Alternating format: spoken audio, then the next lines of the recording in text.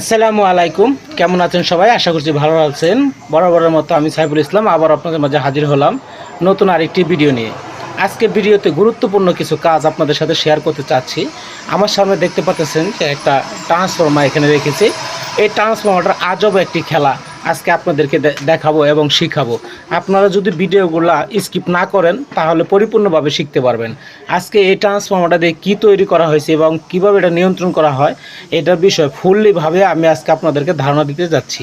তো দেখেন যে এই যে ট্রান্সফর্মারটা তৈরি করা হয়েছে, এই ট্রান্সফর্মার অনলি 60 ভোল্ট চার্জারের একটা ট্রান্সফর্মার তৈরি করা হয়েছে।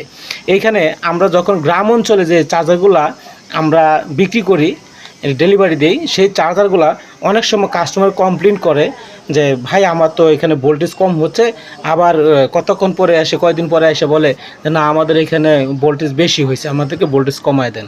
তাহলে আমরা যদি ভোল্টেজ কম বেশি করতে যাই সেই ক্ষেত্রে আমাদের দেখা গেছে এই ট্রান্সফর্মারগুলি খুলতে হবে না, এটাতে আনাম রেখে আমরা ভোল্টেজগুলো নিয়ন্ত্রণ করতে পারবো। তো আজকে এই যে 60 ভোল্ট চার্জারের যে ট্রান্সফর্মারটা আমি তৈরি করেছি, আসলে এটি কীভাবে তৈরি করেছি আমি আপনাদেরকে A to Z ভাবে দেখাই দিব। এবং এখানে আমাদের আরেকজন ভাই আছে, শিমুল ভাই।